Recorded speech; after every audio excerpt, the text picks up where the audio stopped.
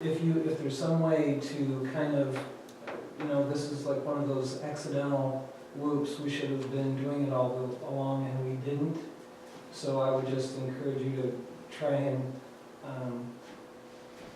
there's gonna be a shock factor Oh, certainly. if there's a sizable increase, so I just wanted you to keep that in mind as you're going forward. And I think, you bring up a good point, and another reason that we decided to give it until the beginning of January, not just the holiday, but also we want to have time to communicate to people that there will likely be a rate increase, because, Right. I think, I won't ask the representative here from Republic to give specific numbers, but essentially, he showed me what it would have been had we actually kept up with a typical contract, and it was considerably more per bag roll and per carton per month. So, you're looking at a rate increase one way or the other, just because it just hasn't kept up with those inflationary measures.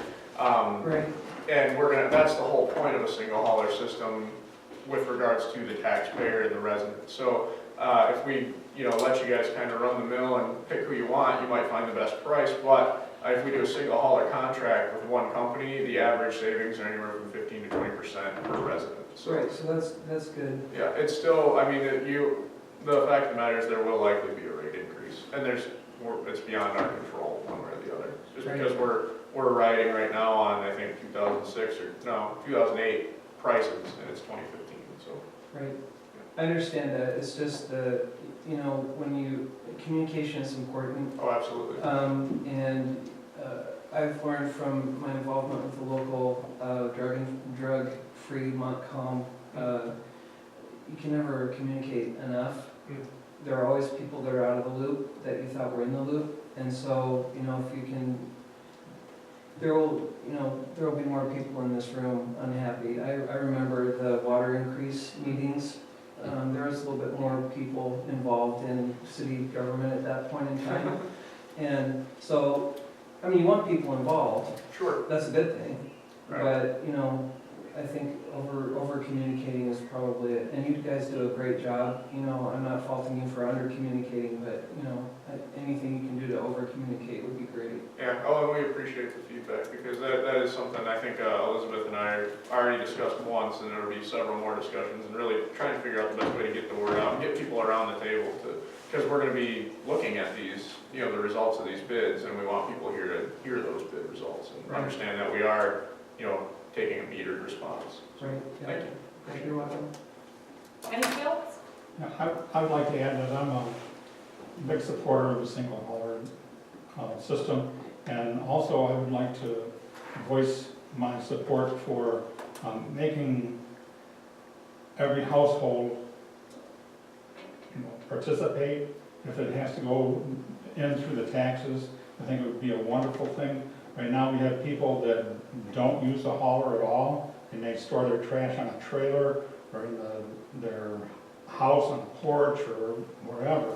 But I think this is a good chance for us to make a big difference in the sanitary condition in the city. I think it's a wonderful thing.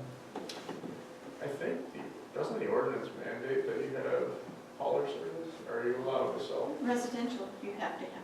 That's what I thought. So that's an existing violation, if I'm not mistaken. You can't just pile your garbage and haul it away every month. So, yeah, that'd be something. It's It's hard catching violation of everybody. the light. Yeah, that's a violation of blight and junk and the single hauler. So that'd probably be something. If you do have specific issues, to speak to Chief. Well, that would alleviate the load on law enforcement also, trying Well, to that's- enforce this blight Sure, for people not utilizing.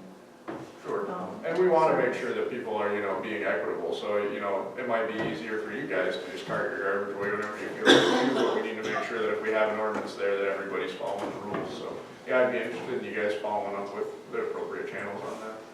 Okay. Thank you. Anything else? In lieu of the RFP, Republic Services is, willing to negotiate to extend the current contract that doesn't officially exist contract. That was presented to Jamie.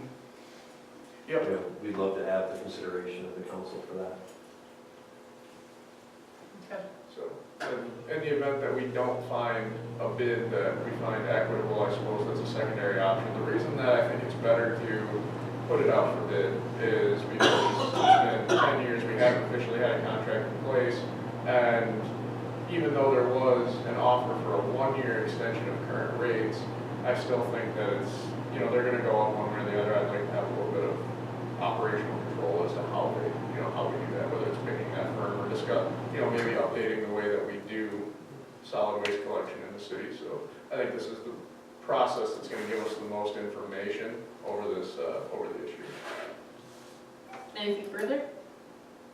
Do you have a motion to adjourn? Everybody wants to stay? Is there support? Moved and supported to adjourn. All those in favor say aye. Aye. Opposed, nay. Motion carries. Thank you for coming.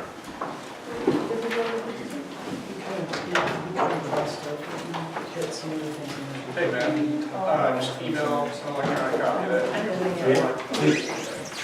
You're thinking Monday, you said? I can do it probably to get it done tomorrow. Okay. So I guess I just have to find the contact information for a few other people. I have a couple of them now. Right.